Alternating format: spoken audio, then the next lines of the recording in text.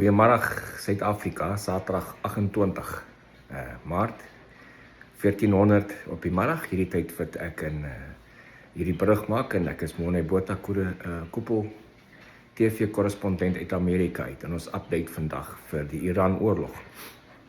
Mense het seker al gesien op verskeie berigte dat daar gistermiddag 'n missile-strike en 'n drone-strike op 'n lugmagbasis in Saudi-Arabië was, 'n Amerikaanse basis.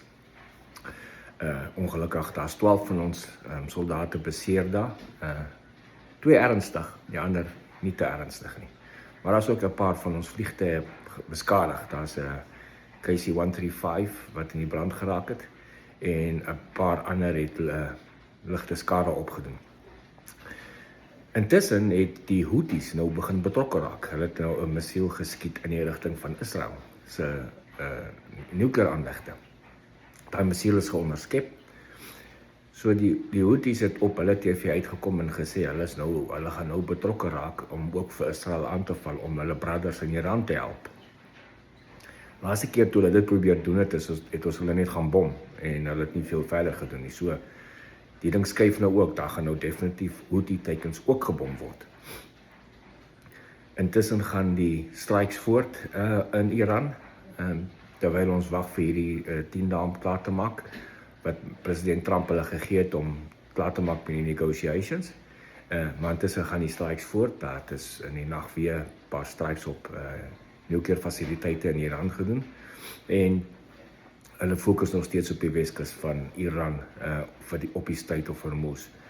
Gister het president Trump ook aangekondig dat die oorlog sy oorspronklike tyd wat hy gegee het, 4 tot 6 weke, is nog op paar, dis nog 'n tyd. Dit mag dalk extend word met nog so 2 weke daarna, maar dis omtrent die mikpunt wat op die oomblik het. Op die oomblik is die goals, meeste van die goals klaar bereik.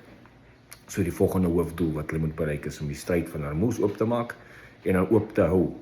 En as dit nie binne hierdie 10 dae uitgesorteer kan word diplomaties nie, dan gaan dit met geweld gedoen word. Daarom die ekstra troepe wat hy aanskuif na die Midde-Ooste toe, om voor te berei om daai stryd met geweld oop te maak en oop te hou as dit nodig is.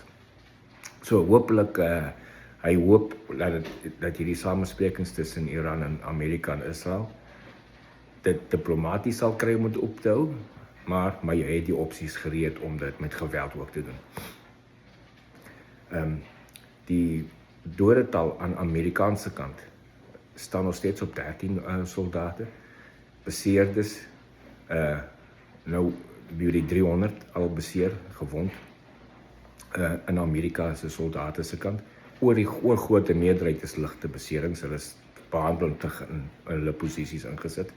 Maar daar is 'n paar wat moes afgevoer word na hospitale toe vir herstelwerk. So, dit is die stand van vandag. Ek gaan moontlik vandag later, vir die wat belangstel, kan ek 'n live YouTube show maak, waar mense kan direk vra in verband met die oorlog en 'n bietjie inligting uitruil. Ek sien hulle waarsku as ek dit kan doen, as ek sien ek gaan tyd hê en dan sal ek dit kan doen. Maar dis dan ek, Morne Botha, korrespondent vir Koepel TV, lewendig uit Nashville uit vanoggend.